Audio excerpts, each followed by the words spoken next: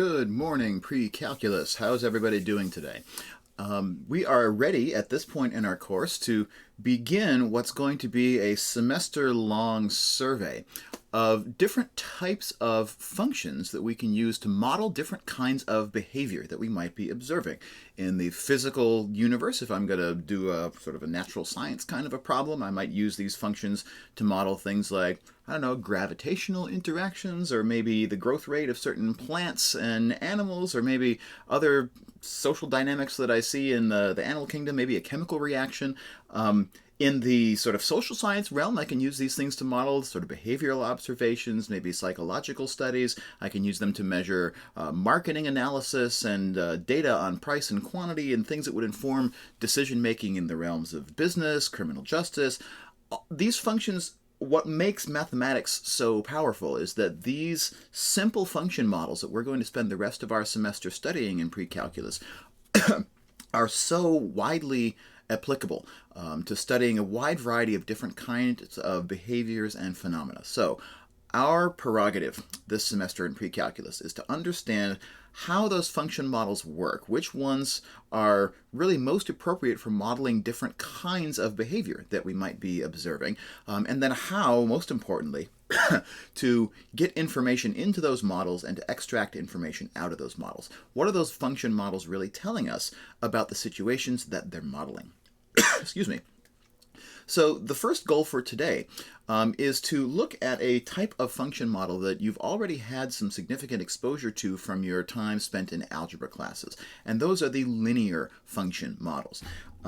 Algebra classes vary pretty widely, but I know that any algebra class that you would have taken coming into pre-calc, you definitely studied very closely what it means to determine an equation for a line, and then to use that equation for a line to do some input-output kind of problems, figure out what it tells you about certain observations and what values that they're correlated to on the other side. And as we're going to talk about a lot today, the all-important concept is the concept of slope. So how does slope actually give us a way of understanding how linear models actually work? Going above and beyond how do we compute slope and find an equation, which are important, but you did those things in your algebra class. We want to know now, what does that slope, what does that equation, what does that intercept actually tell us about the modeling context in which we're building this linear model? So here's the agenda for today. First thing I want to talk about in the realm of linear functions is just the bread and butter, probably the most important skill in linear functions is just you give me 2 points and I tell you a slope. Right? Slope being the most important quantity we attach to a linear function. Slope also happens to be the most important concept by a long shot that you'll need out of pre-calculus going into your calculus class next semester. It's the most important big idea is slope, because in a calculus class you're going to take that idea and expand it out of the realm of just linear functions and be able to talk about what slope means for a whole wide variety of different kinds of functions. A whole lot of functions have slopes, not just linear functions. But in order to define what it means in different contexts, we need some more sophisticated calculus. To do it with linear functions, all we need are 2 points. So that's going to be the first item on the agenda today. The second is, once you know the slope of a linear function that connects 2 given points, you can use that slope to determine an equation. So go over to the algebraic viewpoint, determine an equation for that line. And the most flexible and versatile form of an equation for a line is called the point-slope form. Probably you spent a lot of time in your previous algebra class talking about slope-intercept forms of equations for lines. That's the classic y equals mx plus b. What I want to do in today's live stream is to try and get us away from y equals mx plus b a little bit, just because it's kind of constraining. It's a little bit quicker, and it's completely equivalent, by the way, to find what we call a point-slope form of an equation. So we're going to be using point-slope as our engine during this live stream for finding equations for linear functions. And then once we have that equation, once we're speaking the algebra language, how do we use that linear model? How do we get information into and out of that formula? And so that sort of covers the first 3 points. If I have a phenomenon that I believe is exactly modeled by a linear function, how do we discover a formula for it using slope? And then how do we get information into and out of that algebraic model? And then we move into the real world. Is in the real world, it's very rare to find a phenomenon that is exactly modeled by a linear equation. After all, anytime we go out into the world and we take measurements of quantities, inherently there will be some noise in the measurement process. That's how the real world works. We can't measure a perfect mathematical phenomenon usually out in the world. And so where we typically discover models for functions is we discover them from measured data. And so if I begin with a set of data, there might be some linear model underneath it, but the noise in the measurement might be kind of obscuring that a little bit. So if we don't have a perfect linear set of data points, how do we nevertheless discover what we call a line of best fit, or a linear model which fits that data better than any other linear model does, even if it doesn't fit it exactly? So this is a topic that we call linear regression. Regression is the process of taking a set of data and discovering which of a particular type of function model is going to fit that data the best. It minimizes the error in between the model itself and the data points that we measured. That's linear regression, and that is the source, honestly, of most function modeling that happens out in real life context. So if you're a management major and you're going out and doing market research, probably your demand function is going to be obtained by doing some market research, putting that data into some type of regression, and then using technology, a regression, to come out with a formula for that function that you're trying to model. So regression is almost always in a real world context where you get your hands on algebra. And once your hands are on the algebra, then you can do everything else that we are talking about in algebra land. And the topic that's sort of the newest in talking about lines of best fit is the concept of a correlation coefficient. Correlation coefficient is a number between -1 and +1 that tells you just how well your model that you come up with in a linear regression actually matches the data points that come out of your measurements.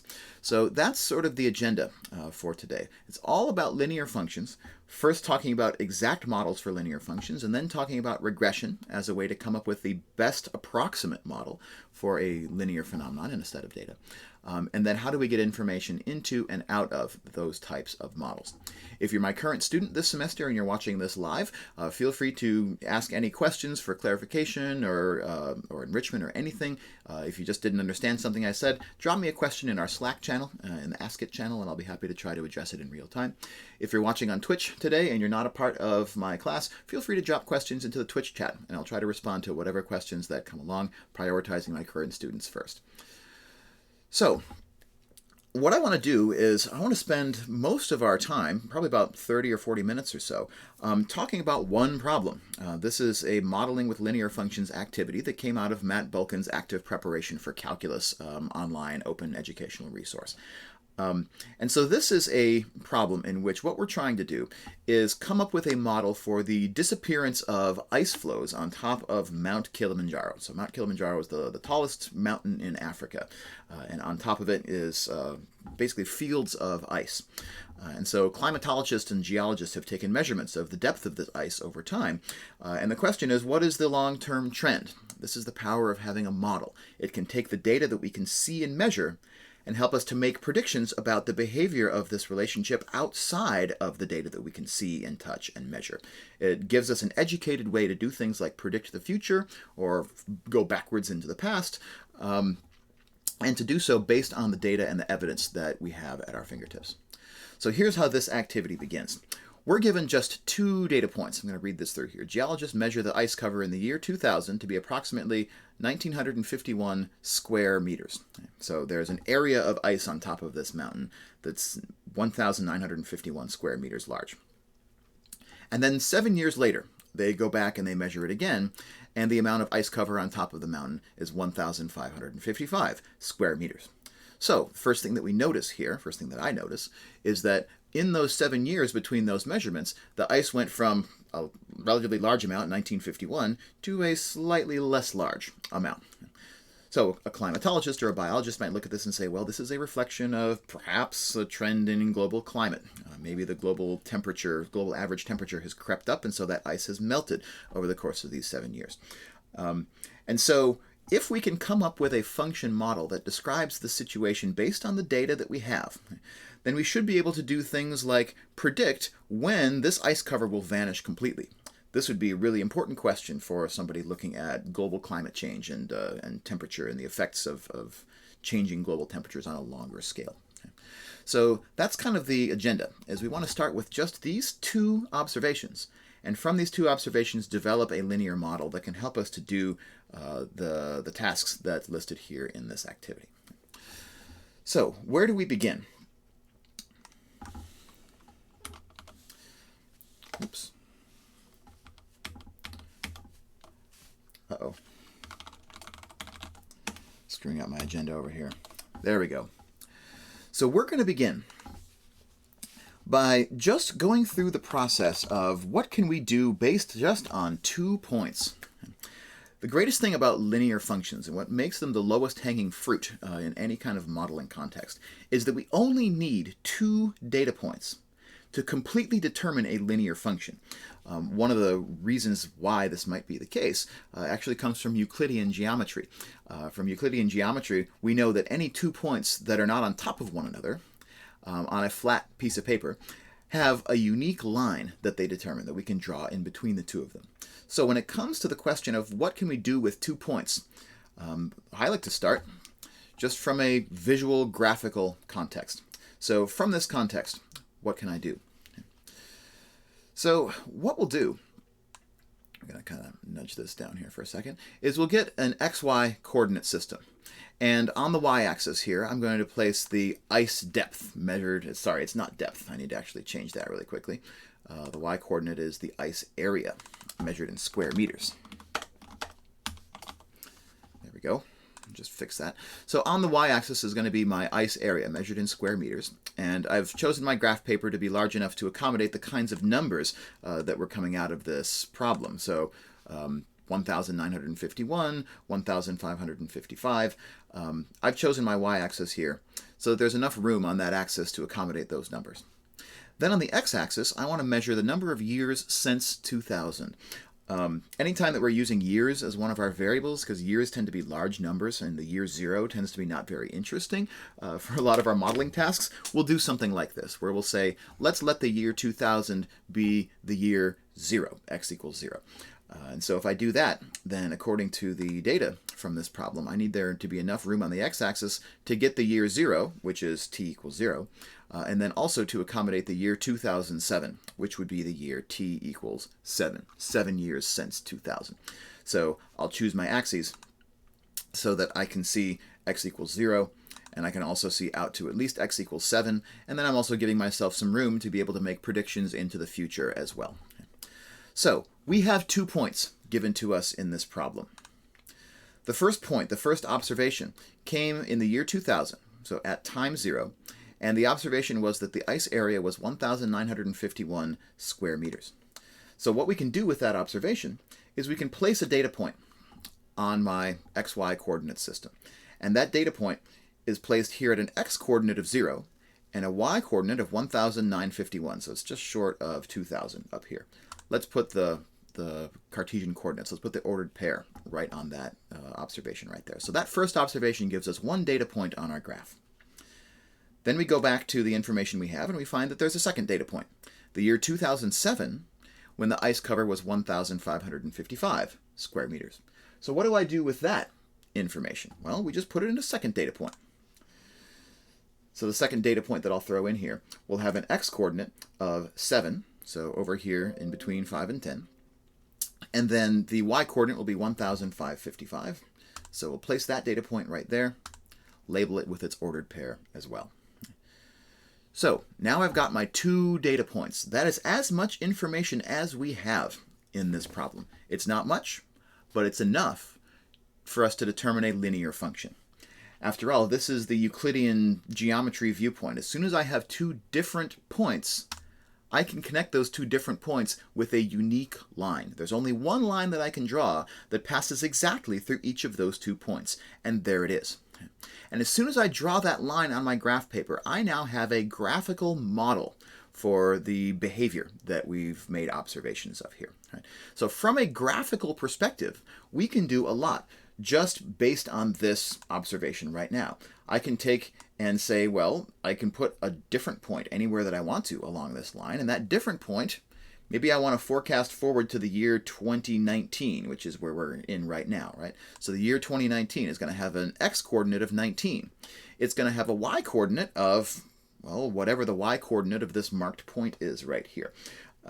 If we put a label on it, we could say that this function model is predicting that the year 2019, so x equals 19, the ice area will be approximately 876 square meters. So just based on the y-coordinate of this point on the graph of my function model when the x-coordinate is 19.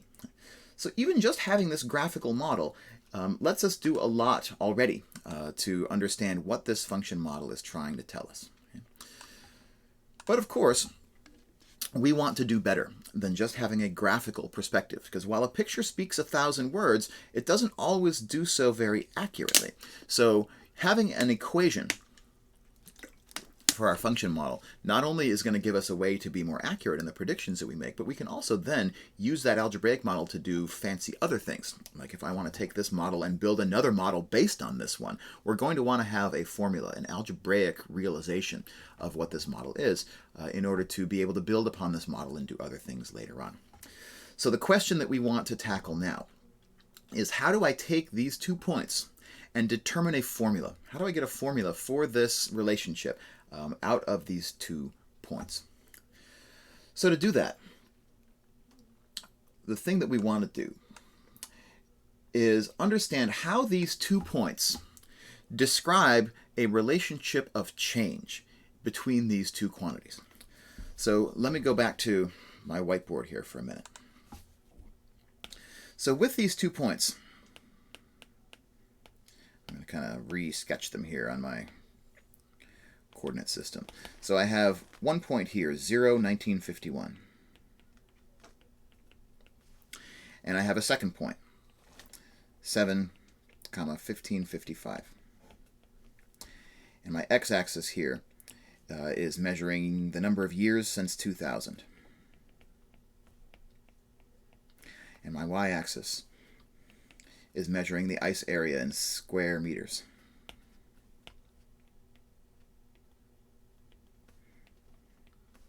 Right? And I have a purported linear model, a straight line that I'm drawing through my 2 points. And there's one and only one of those according to Euclid. Right? So how do I come up with a way of understanding the relationship between how the quantity x is changing between these 2 points and how the quantity y is changing between these 2 points? So what I want to do is come up with a quick verbal description of this pair of changes. And then we're going to use the all-important concept of slope to capture the relationships between those 2 different changes. So this is why we call pre-calculus a process of functions modeling change. A linear function is going to be able to model the change that's happening in these 2 quantities, the x quantity and the y quantity, by capturing it in a number called the slope, and then building an algebraic formula on top of that number that we call the slope. So between these 2 points, how is x changing? X is my time variable. It's the number of years since 2000. And so when x is equal to 7, that's the year 2007, right? When x is equal to 0, that's the year 2000.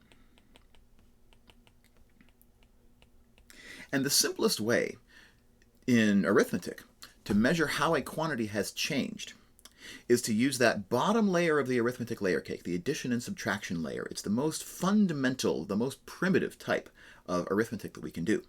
And so if I want to measure how the x quantity here has changed, the most primitive way to do it is just to measure the difference between x equals 0 and x equals 7. So here's 7 on the x-axis, here's 0 on the x-axis. And the difference between those 2 measurements can be captured just by subtracting 7 minus 0. And that equals 7. I'm going to put a little plus sign in front to mean positive 7. So how has x changed between these 2 observations? It's changed by an amount of plus 7. But that amount is not just a number. Because my data points came from observations of real things, this x variable has real context. It's a number of years since 2000. So we should make sure to include the units of that measurement as well. 7 years since 2000. 0 years since 2000. And when I subtract, those units remain the same, 7 years. So the change in the x variable is that my x variable has advanced by 7 years. So the years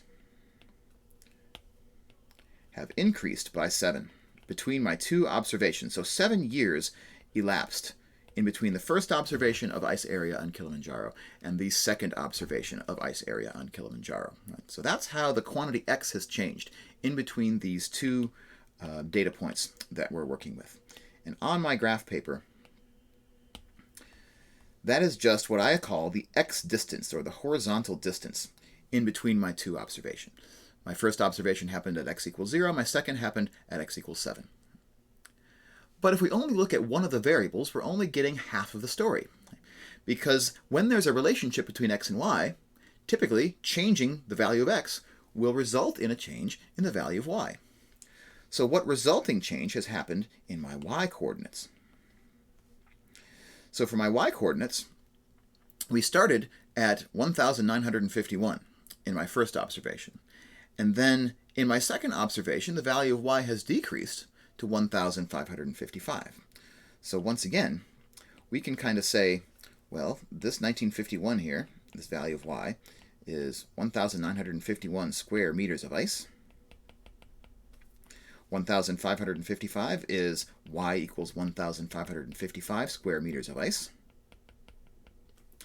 And again, in the most primitive way possible, we can measure the difference in between those two values of y. The value 1,951 and the value 1,555. Now, here's a key point to make before we do this comparison. When we made this comparison of x values, we subtracted the second value minus the first value, right? The most recent observation minus the older observation. We did the 7 minus the 0.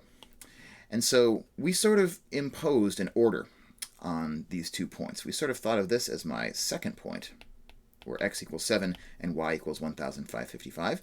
And we thought of the year 2000 measurement as my first point. Right? That's why we did 7 minus 0. It was the second point minus the first point.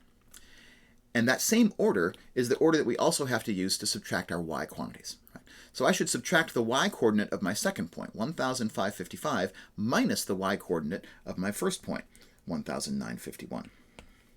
So we'll do that subtraction, 1,555 minus 1,951. And when I do that subtraction, I get a number, 396, but I get a number that happens to be negative this time around, right? Because I'm subtracting a larger quantity from a smaller quantity. So I get minus 396. One way that I like to think about what this is telling us is that in the case of the x-coordinates, we have gone forward on the x-axis by 7 years, right? So we've gone toward the right when I go from my first point to my second point. But on the y-axis, when I move from my first point to my second point, I'm not increasing my y's, I'm decreasing my y's. So we have gone down instead of up on the y-axis. That's why this change is oriented in a negative direction, negative 396. Right? So that makes sense, just looking at the graph. Let's put that into words, and let's attach some units to that. Because the change in y, this number, negative 396, is just begging for an interpretation. Negative 396 what? Well, both of these quantities, 1555 and 1951, those are measured in square meters of ice cover. And so when I subtract, that difference is also measured in square meters of ice. Right? And so the way to interpret that change in y is that in the 7 years that elapsed in between our two measurements, the ice cover decreased. The ice cover decreased by 396 square meters. So in the 7 years between the geologist's first measurement in 2000 and their second measurement in 2007, the amount of ice cover on Kilimanjaro decreased by 396 square meters. we might infer that the ice, that's the amount of ice that sort of melted away in those 7 years in between the two measurements. So there we have two different observations of changes, differences in the quantities that we're measuring. The problem is that those are still two separate observations, two separate amounts of change, two separate numbers, +7 on the x direction, -396 in the y direction. How can we turn those two observations, those two differences, into a single quantity that's capable of representing the relationship between these two changes? In order to get a function that models this change, that's our burden of proof. That's what we need to do here. So to do that, let's put our information back into context here, right? I've got a vertical line segment here that measures this -396 change that we had in the y direction. That's the amount of ice that went away. And I have the horizontal line segment that shows me the length of time, the 7 years over which that change actually occurred. And so we knew that by subtracting, so f of 7 minus f of 0, that gave me the length of this, this purple segment here. And then 7 minus 0 gave me the length of the green segment over here. Okay. So my question is, what is the same between this pair of observations that would also be the same if I chose two different points on this linear function, right? If I want an equation for this whole linear function, then I need to find a quantity that remains the same if I pick a different pair of points compared to if I picked my original pair of points that had x equals 0 and x equals 7. So what I like about this illustration here is that what we're looking at is a triangle. It's a little right triangle here, right? And I get different right triangles if I choose different points on my graph. But what is the same about all the different right triangles that I can pick? Well, what you'll notice is that all of the angles in these triangles remain the same if I pick different points along this linear function model, right? The lengths of the sides of these triangles and the areas of these triangles are very different depending on the triangles that I choose. But the angles are all the same. And because the angles remain the same, that means that any triangle that I can pick by connecting 2 points on this graph is going to be similar. Similar in the specific sense in geometry of having all the angles being congruent to one another. All of these triangles are similar to one another.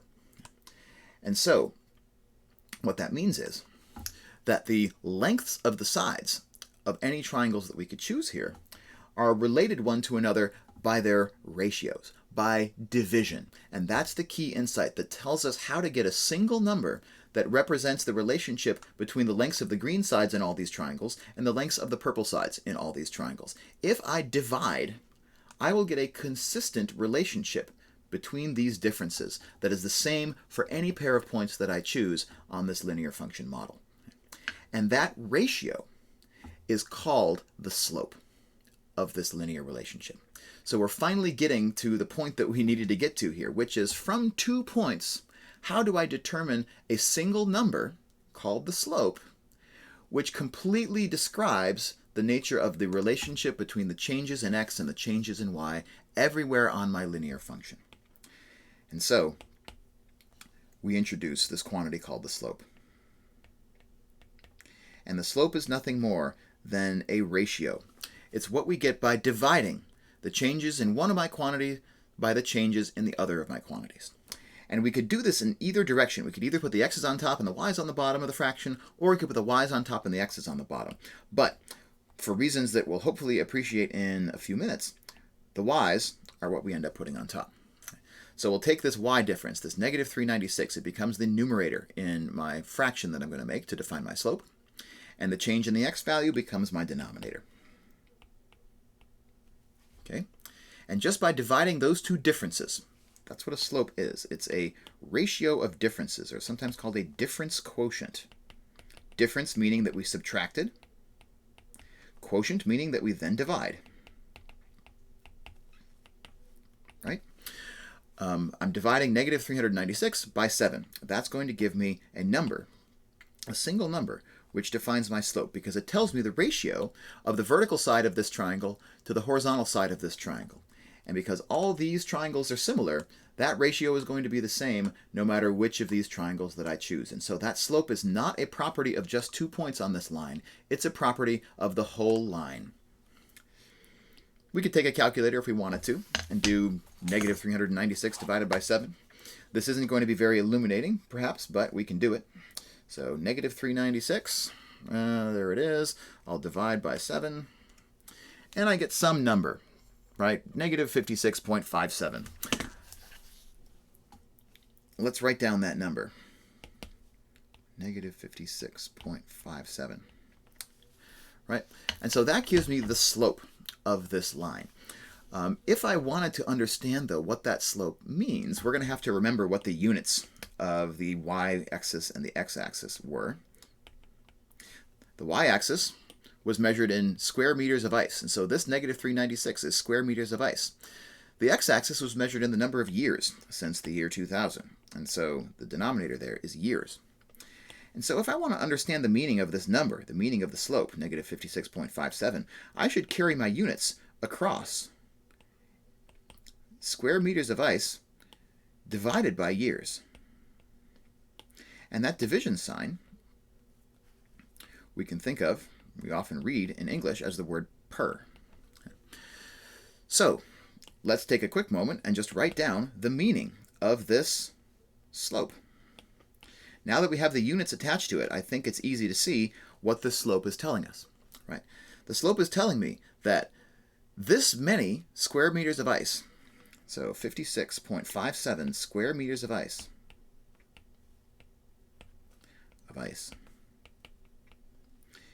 is being lost.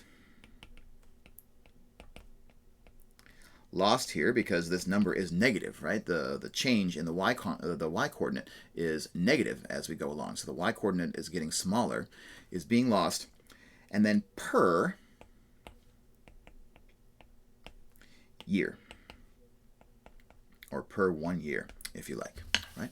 So that's the meaning of this number, which is the slope, right? And that relationship, that rate, that's another important word for us, rate of change. That rate of change is the same between our two observations, our two data points, right? The slope there is negative 56.57. But that same ratio, that same difference quotient applies even at all the other points on my function as well. So let me make sure that we can see these numbers here, get my head out of the way. Right, so behind me right here is negative 56.57. That's the, there we go. That is what we get when we take the length of this purple side and divide it by the length of this green side. And of course, the beautiful part about it is that that number, here we go, even as the length of the purple side, which is this number, and the length of the green side, which is that number, even as those lengths change, the ratio between them, that's this number right here, that's our slope, that number remains the same.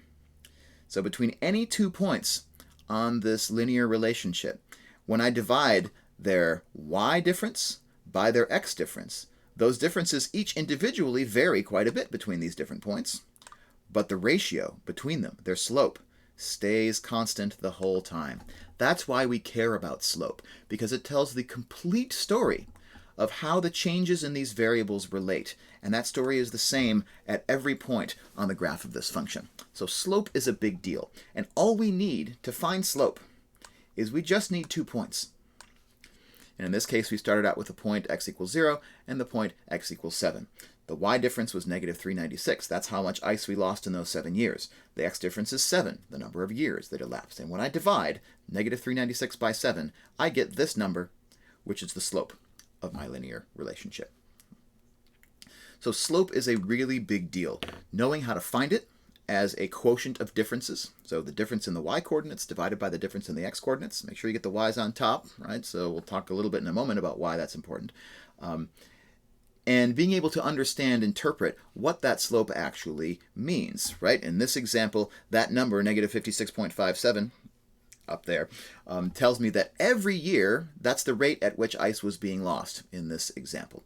So knowing how to find a slope as a difference quotient and knowing how to interpret a slope. What does it actually mean to somebody who's not sitting in a pre-calculus classroom? Somebody who might be, the chief financial officer at your firm, or maybe is the head engineer at your biotech company, or maybe is the executive director of your climate nonprofit, right? That's why they care about the slope, right? Is it tells that story of how this linear function is modeling change. And now that we have that story, that's the most important part of the story of a linear function. The next thing that we want to do is we want to be able to find an equation. So how do we come up with an equation that models the entirety of this behavior now that we understand the slope? How do we use that slope to discover an equation? So the good news is that once we understand slope, let me go back to this graph one more time. It is exactly the mere fact that slope is constant everywhere on this graph that's going to allow us to do this last step, right? So we started with 1 point. Let's use 7, 1,555, and then let's plant our second point somewhere else that we don't know the coordinates of, right? So I'm going to take this picture. I'm going to be really crude here and just take a screenshot of my screen using my iPad, just because I want a shortcut to where we're going here. So here's the plan, is that what we want to do, whoops, let me take that picture one more time, is I want to use this constant property, the property that says that the slope is the same regardless of which points I'm looking at on this graph. And I want to use that to actually figure out how to come up with an equation for this linear relationship. So what I'll do is we'll take this point, 7, 1,555. This is my known point. So I know a point on my line, 7, 1555. And a lot of textbooks will call that known point x1, y1, or something like that. So x1 is 7, y1 is 1,555. Right. So there's 1 point that I know on this linear relationship.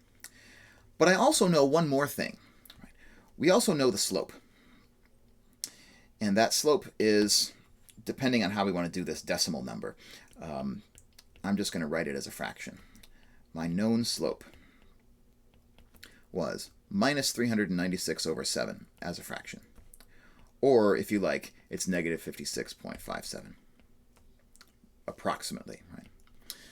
So we know the point that lies on our line, and we know the slope, negative 396 over 7. Now, here is the glory of the point-slope form of a linear equation. These are the only two pieces of information that we need in order to determine a point-slope equation. And here's how it works. The point-slope equation takes this second point that I've labeled here on my graph, which is mysterious, right? I didn't give it numerical coordinates. And so this second point, I'm going to label as x, y. Because if I can figure out a relationship between this x and this y, because this point was chosen at random, that relationship is going to tell me the relationship between any point x, y on this entire graph. That's what we're trying to get to. That's what a formula does. So here's how point slope works. Point slope works by saying that we know that the slope of this line segment is negative 396 over 7. Right? And therefore, the slope of the line segment that joins xy to my known point, 7, 155, will also be negative 396 over 7. So we just have to compute what is the slope of the segment joining these 2 points, where this one has numbers in its coordinates, and this one has the variables x and y. So how do I find the slope? Well, as always with any slope, we need to divide the difference in the y-coordinates by the difference in the x-coordinates. So f of x minus f of 7. I need to find the length of this vertical purple segment over here. Right? Well, on the y-axis, that difference is 1,555 on the one hand, and on the other hand, the coordinate of this point right here on the y-axis is what we call y, right? And so the difference that I'm modeling here, first point, second point, is going to be y minus 1,555, right? That's going to be this length, that vertical length on the y-axis, y minus 1,555. And so that becomes the numerator in my slope, y minus 1,555. Right? Meanwhile, what's happening on the x-axis? We do the same kind of analysis, right? That the x-coordinate of this point is 7, so I'll mark that point on the x-axis. The x-coordinate of this point, well, that's the number that we're calling x, right? It's an unknown. And again, to find the denominator of my slope, I just want to measure the difference, the distance between those two observations, taking the second point minus the first point. Second point's x-coordinate is x. The first point's x-coordinate is 7. So this difference is x minus 7. And that difference then becomes the denominator of my slope. Okay, with me so far? But now here comes the secret sauce, right? The secret sauce is that this slope cannot be different than the slope that we found initially by taking these 2 points. Right? The slope of negative 396 divided by 7. And so this slope that has the unknowns x and y in it has to be equal to this slope, which is actually just a number, negative 396 over 7. And so the magic comes in putting an equal sign right there, right? In between the unknown slope that connects us to our unknown point and the known slope that we found in the first place, right? Now we have an equation. And once we have an equation, we are 95% of the way to putting that equation into a form that we might like better than some other form, right? All right. So we have an equation. It's got x and y in it, and it also has the slope, which we often call m, right? So let's just rearrange this equation just to get the y's on one side and the x's on the other side. I'm going to do that just by multiplying both sides of this equation by the denominator x minus 7. When I do that, the left side of my equation just becomes y minus 1555. The right side of my equation becomes m, my slope, multiplied by the quantity x minus 7. And now we get an equation that those of us who teach algebra and pre-calculus call the point-slope form of an equation for a linear function. We call it point-slope because in order to make this equation, we needed to know two things. We needed to know, on the one hand, a point. Even a single known point is enough to get our process started. And the point that we needed to know had these coordinates, x1 and y1, that we can kind of abstract out here, right? So y minus the y-coordinate of the point that we know, x minus the x-coordinate of the point that we know, those end up here and here. And then, on the right-hand side of the equation, x minus x1 is getting multiplied by my slope, right, m. So if you want a template, and this is what most students take away from this conversation, right, is this is our template for the point-slope form of a linear equation. Y minus the y-coordinate of our known point is equal to the slope times the quantity x minus the x-coordinate of the point that we know. So to finish this modeling example, we'll put in the slope that we know, minus 396 over 7, times the quantity x minus 7. And there we have our point-slope form of this equation. The only other thing that we might want to do to this equation, if we want to begin to use a function to model this behavior, and we do because that's kind of the name of the game in pre-calculus, then to get this into a function format, we want to solve this equation for y. After all, on the graph of a function, y is synonymous with f of x, right? So let's solve this equation for y just to complete the thought. To get the y by itself, I just want to add 1,555 to both sides of the equation. And when I add 1,555 to both sides, we're going to get y equals negative 396 over 7, that's my slope, times the quantity x minus 7 plus 1,555. And then we can replace y by f of x. And that now gives us a function, a linear function, that's going to model this relationship. F of x equals negative 396 over 7 times the quantity x minus 7 plus 1,555. And the great news about that is that now we have our hands on an algebraic object that we can use to model this behavior into the future. And that's going to get, now our tires are going to have traction for the whole rest of the problem that we're working on. Before we quite get there, let's take a quick moment and just simplify out the algebra that's on the right-hand side of this expression. When I simplify out that algebra, I'm just going to distribute the multiplication by negative 396 over 7. I'm going to distribute it across the subtraction in this x minus 7 portion right here. When I do that, I'm going to get negative 396 over 7 times x minus 396 over 7 times negative 7. So that's going to be minus 396 over 7 times x. And then that's going to be minus a minus is going to give me plus 396 sevenths times 7. But those 7s are going to cancel in the multiplication and just give me 396. And then I have my plus 1555 still out in the front. I'll add 396 to 1555, and I'll get 1,951. And that then becomes the equation for this linear function model. And you might say to yourself, wait a minute, I've heard the number 1,951 very recently. Where did we hear that number before? Well, we heard it exactly in the statement of the problem. It was the measurement of the ice depth in the 0th year, right, the year 2000. After all, what we've arrived at now, once we've solved for y and we've completely simplified the algebra, we now have the form that's called the slope-intercept form of this equation. It's the form that you probably remember most from your algebra classes, right? 1,951 happened to be the y-intercept of this function model, because after all, that was the value of y when x was equal to 0, the ice depth in the year 2000.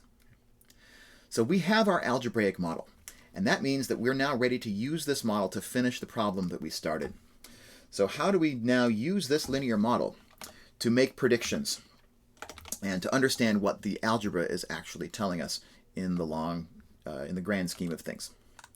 So let's use this linear model. I'm marking my timestamp here. All right, so we want to use this model to solve the problem that we started out with here in our live stream.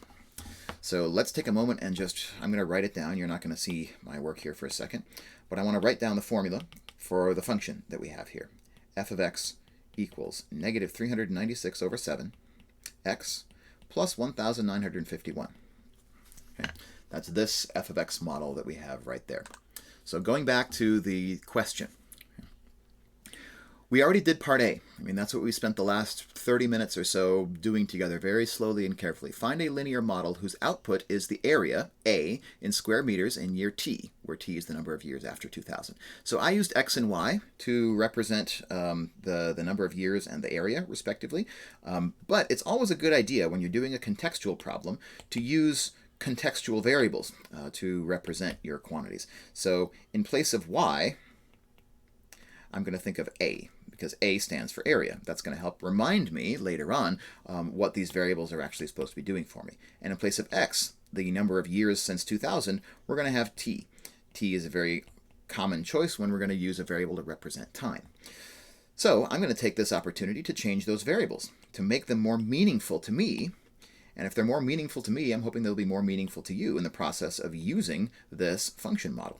So I'm going to replace my x's by t's, and I'm going to replace my y, which is now hidden here. I'm going to replace my y by an a. So the area is a function of the time that's elapsed, right? And it's specifically this function, right? So we've done part A. That takes care of this part of the problem. Okay, now let's do part B, which is the interpretive part. Right. We've already talked about both of these things in the live stream, so I'm not going to go back over these in excruciating detail. So the question here is asking us just to contextualize. Explain to the executive director of your climate change nonprofit organization. Explain to that person what the slope and the a-intercept, or the y-intercept, right, mean in this model, and also tell what the units on the slope were. So let's get that back on here, preserved for the record, right?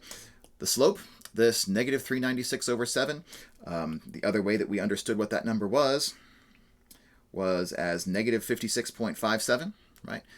When we computed that slope a while back, right, we understood that slope as being how many square meters of ice that we're losing every year in our function model. So in the slope, negative 56.57 square meters per year. So square meters per year. And so again, just writing that in a sentence, 56.57 square meters of ice are lost per year. Right? So there's the interpretation of the slope. And then we also had an interpretation for the y-intercept. The y-intercept was 1,951. That's this point on our graph. How do we interpret that? That is the ice area in the year 0. Remember, that's always what intercept means. Intercept means we set one of our variables equal to 0, and we interpret the value of the other one. So the intercept, 1,951, we interpret by saying 1,951 square meters of ice were observed in the year 2000, which is when the t was equal to 0. In the year 2000, when t was equal to 0. Great. So that takes care of part B. We have discovered a model, and we've interpreted the parameters on that model. And so we've gotten already a lot of meaning out of this model. Let me make a little bit of space here. With apologies to Matt Wilkins. This is his activity, and it's a wonderful one.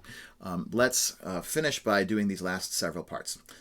The next thing that we're asked to do here is to compute f of 17. In other words, I want to place in my function for an input, in place of t, we're going to place the number 17, and then evaluate the result. So I'll do that right here. F of 17. So if I stick the number 17 into this function, I'm going to get negative 396 over 7, or if you like, 56.57, right, times 17. And then I'm going to add 1,951 to that.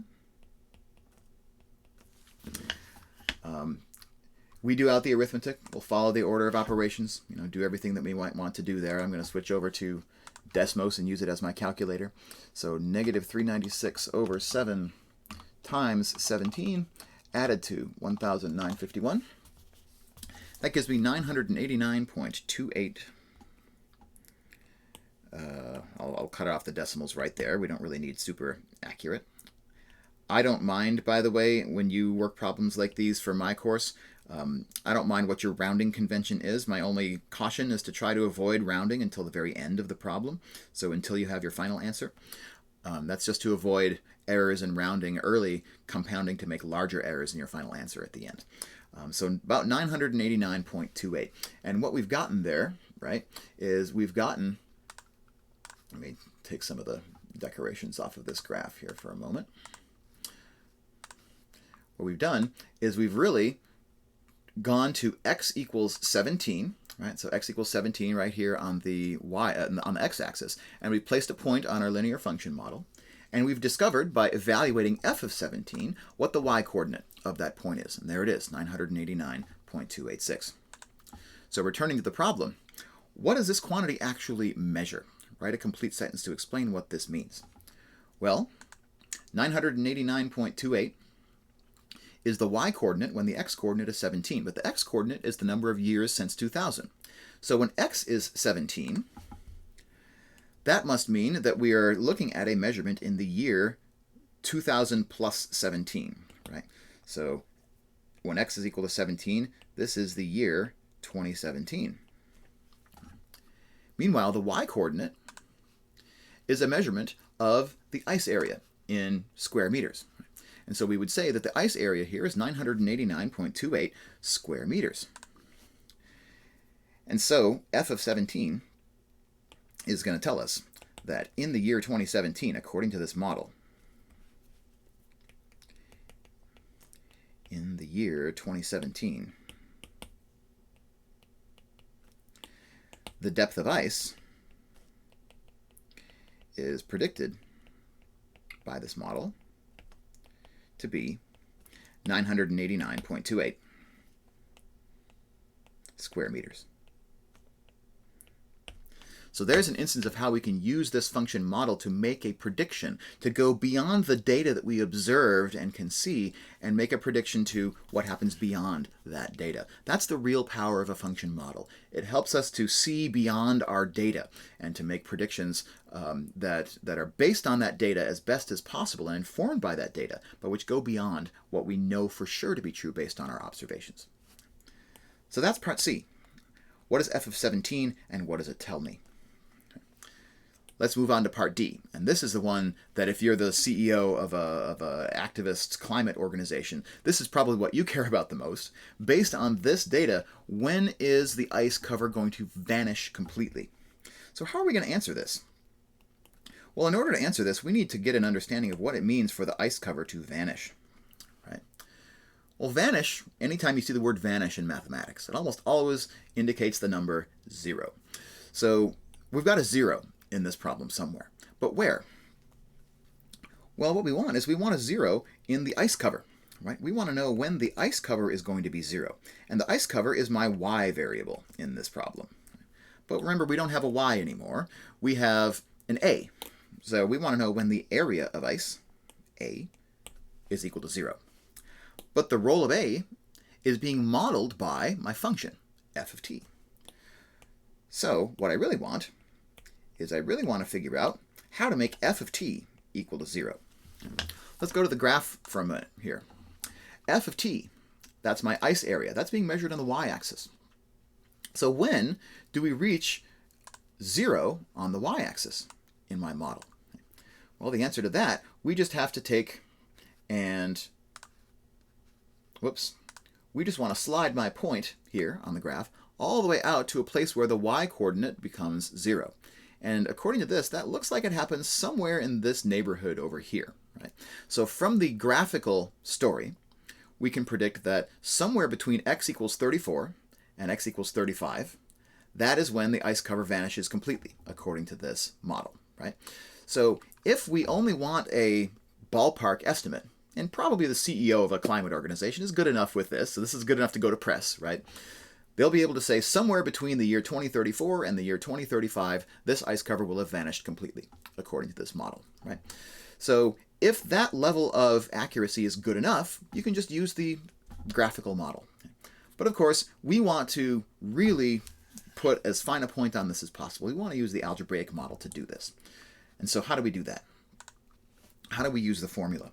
Well, we have a formula for f of t, right? Negative 396 over 7 times t plus 1,951. And so if I can set that equal to 0 and then solve for t, I will have succeeded in making this prediction accurately. Negative 396 over 7 times t plus 1,951. And then I will set that equal to 0. And then I'm going to try to solve this equation for t. And as always, to solve this for t, we want to unwrap the arithmetic that's being attached to t, which we do by reversing the order of operations.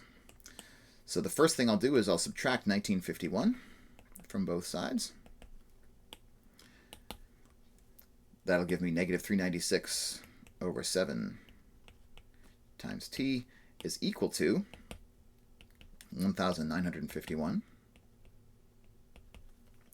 And then to finish, I'm just going to divide by negative 396 over 7. Or another way to say that is I'll multiply by 7, and I'll divide by negative 396. So I'm just multiplying by the reciprocal of 396 over 7. So I'll do all of that out. I'm going to use my Desmos calculator once again here just to do that calculation for me. So I wanted 1,951 times 7 divided by negative 396. Oops, looks like I missed a negative sign. You catch my mistake? I subtracted 1951 from both sides, but 0 minus 1951 is negative 1951. So, my bad. Mathematicians miss signs a lot too. It's not just a student error. The key is being able to recognize when you did it. All right, so I do out this multiplication, and I get this number down here, 34.487. Sure enough, it's between 34 and 35, just like our graph predicted. But in particular, it's 34 and 3/7 is what this number happens to be, right?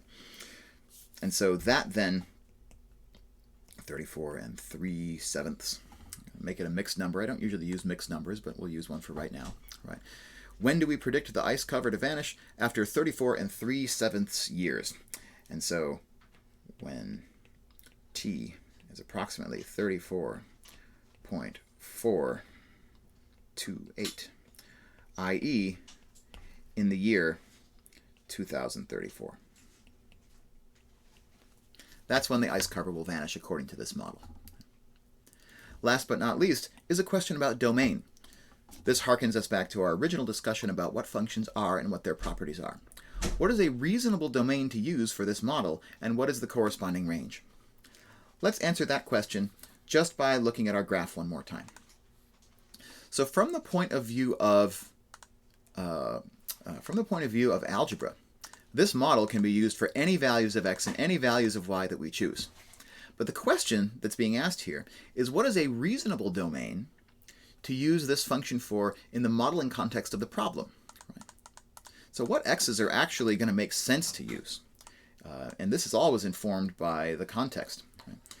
So probably once the ice cover becomes negative, so once we're over here in this range, probably our model's no longer going to make sense because we can't have a negative value for ice cover. So probably we don't want to let the domain of this function go much further past my y-intercept. My x-intercept.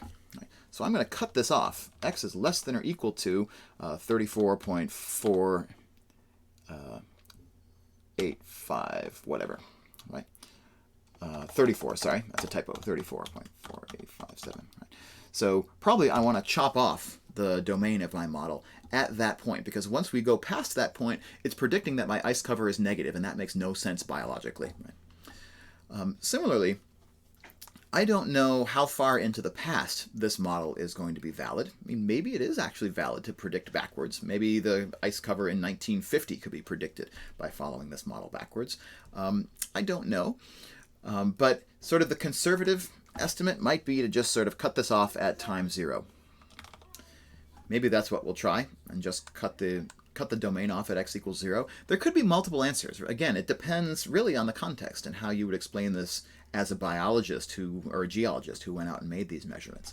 But maybe I would say that a good answer to this question is that a reasonable domain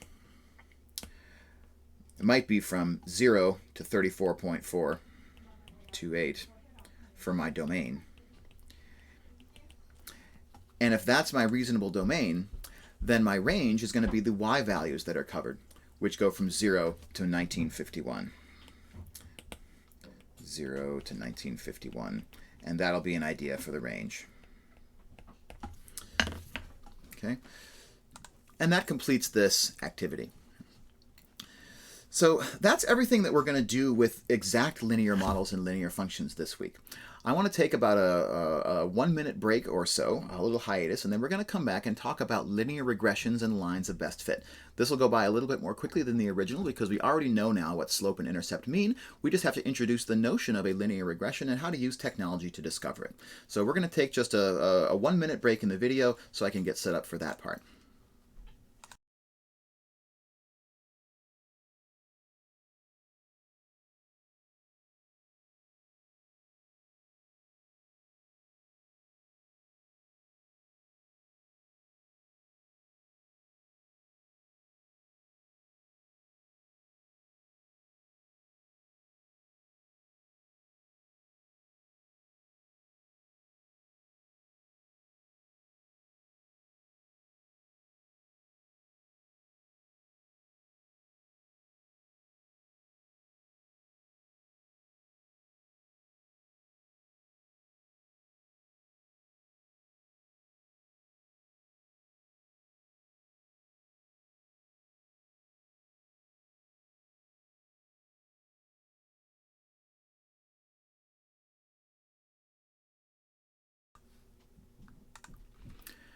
So now that we get the picture of how linear functions can help us to model behavior, how slope and intercept can be both calculated, discovered, but also understood and interpreted, not just by people in a math class, but by people outside of the math classroom. Now we want to get messy. We want to figure out how can we use this kind of understanding about linear relationships to be able to discover linear functions even when the data is not perfect. And most data that we measure from the real world is not going to be perfect. And so we're going to need to use a little bit more, really, statistics to figure out how to sort of discover the signal from underneath the noise. When we take a bunch of measurements and those measurements are noisy, if there is a linear phenomenon at play, how do we find out what it is? How do we understand the limitations of that understanding? And then how do we still use it to be able to make predictions? So here's where I'm going to start. We're going to shift gears. We just did a climatology example in the first part of this live stream. What we're going to do now is a macroeconomics example. So here is some data on unemployment rate in the United States. And the way that this data is presented is it's broken out the unemployment rate between male workers and female workers. Each one of these is a snapshot of a certain instant in time. So we might think of it as when the unemployment rate for male workers was 2.9%, the rate for female workers was 4%.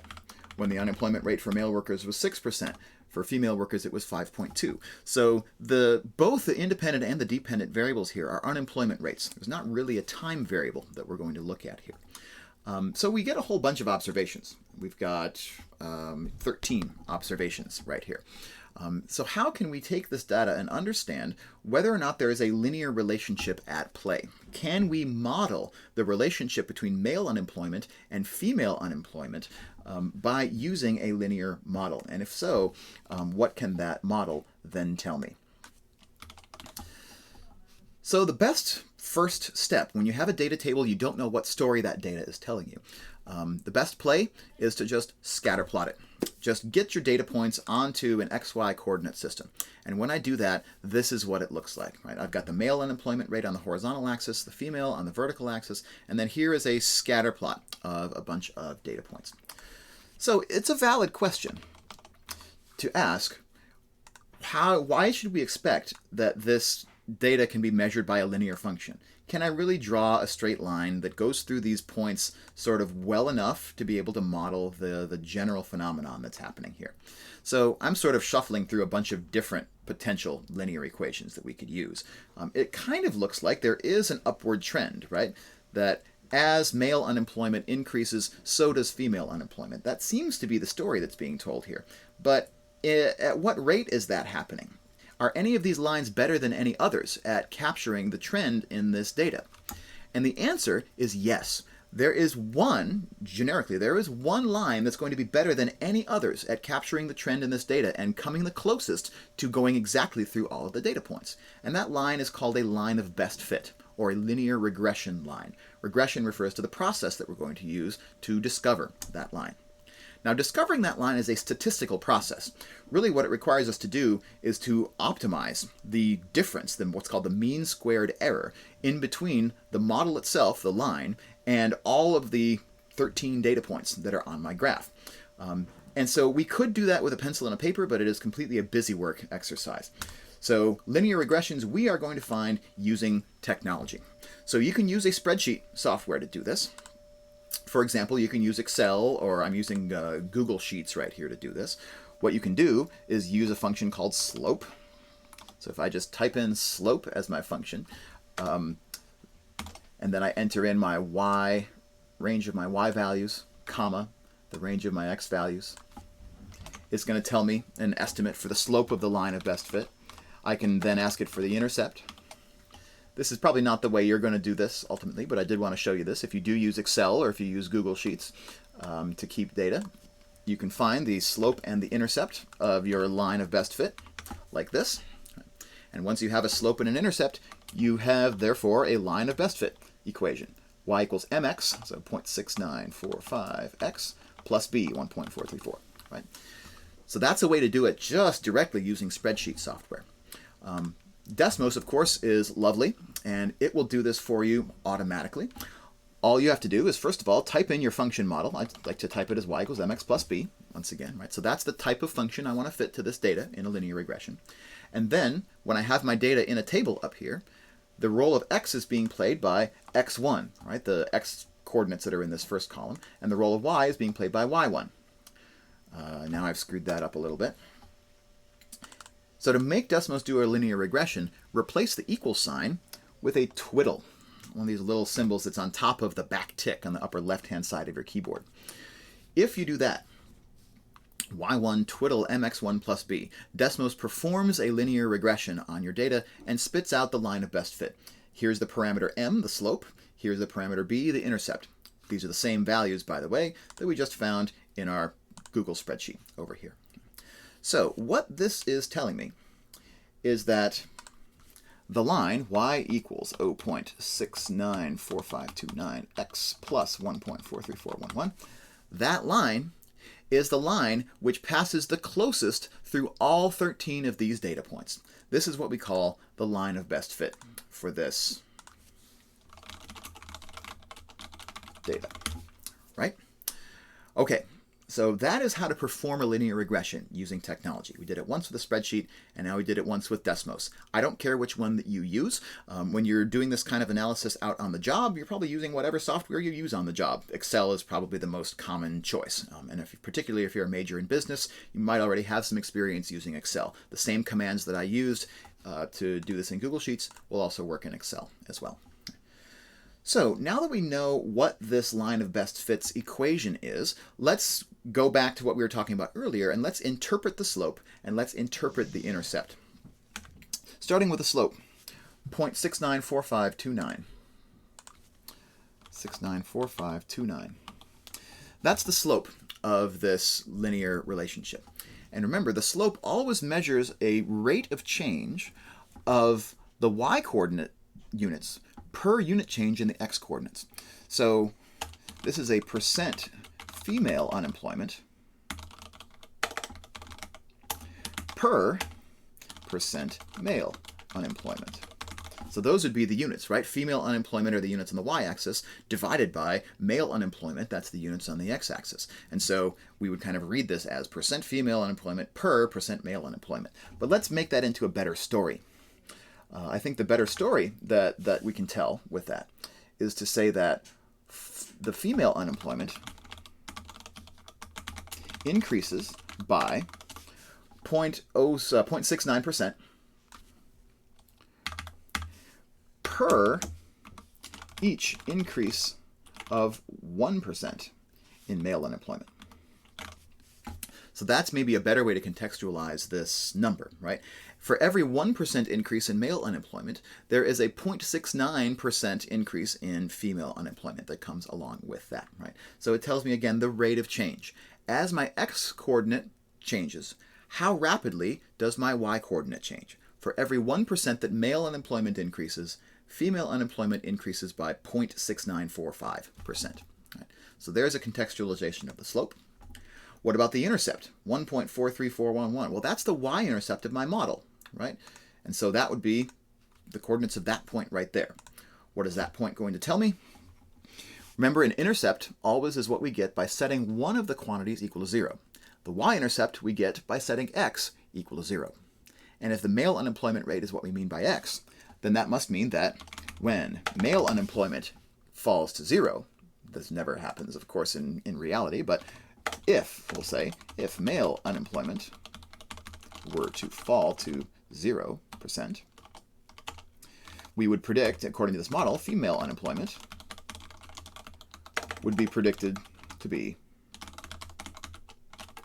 1.43%, right?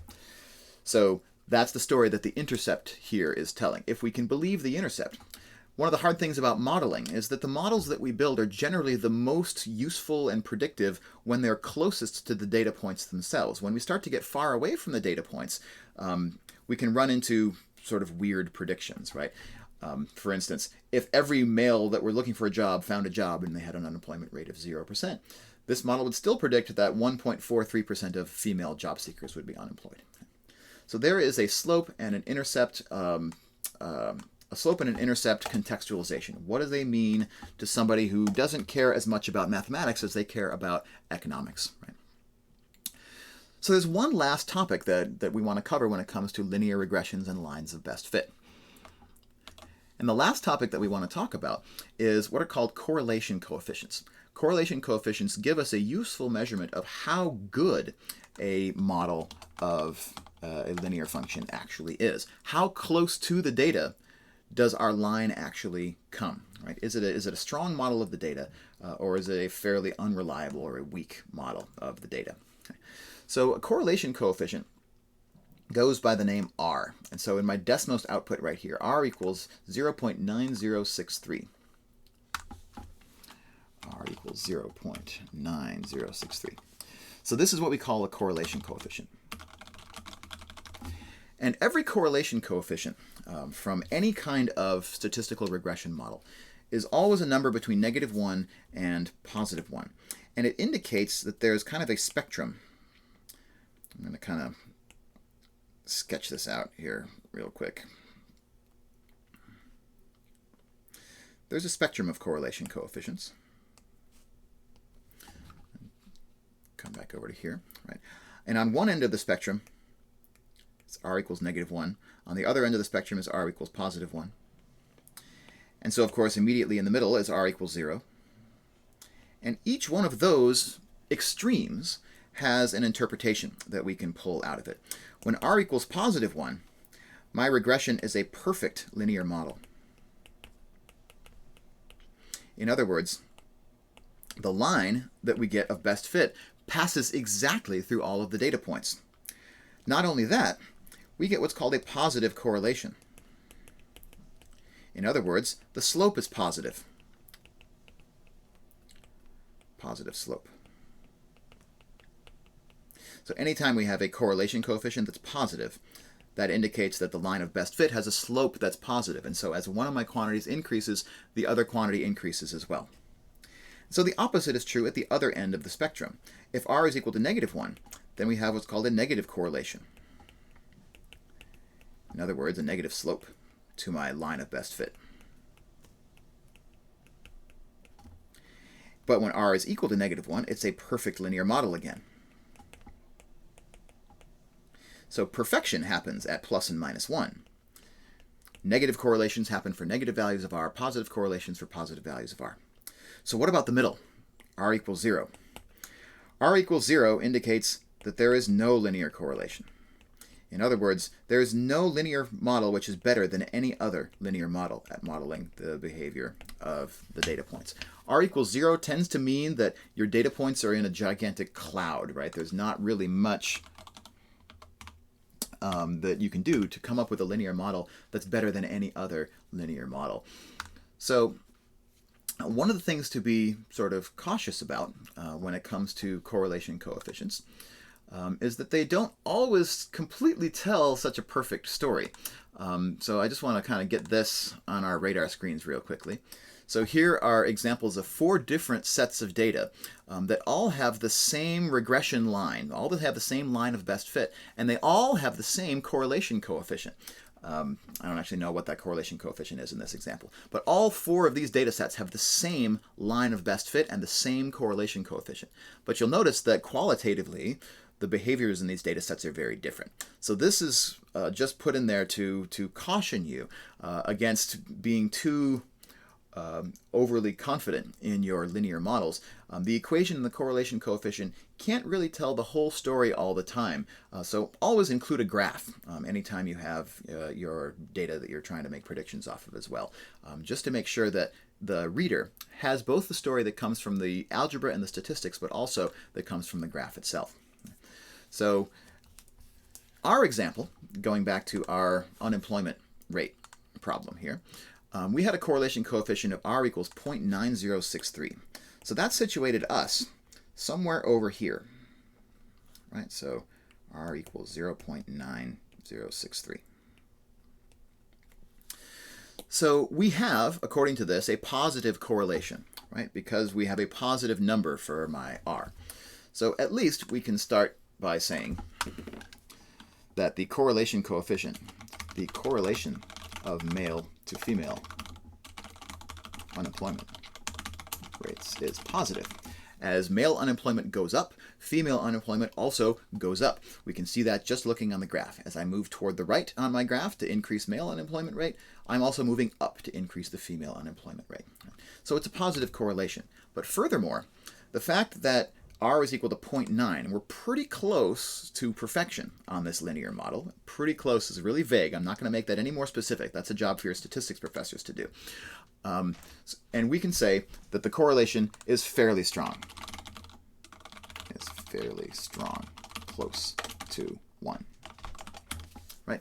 So this line, this algebraic equation, actually does a pretty decent job of coming pretty close to the data points. Is it close enough to be really confident in the predictions that this model makes? Again, that's a question for statisticians, and it's one that we're going to kind of bypass.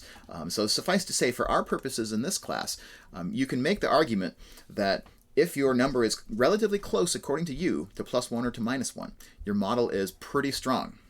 And if it's not, if it's like R equals 0.1 or 0.2, if it's in close to this center point here, then it's probably not a very good model of the data. That's as far as we're going to go with correlation coefficients.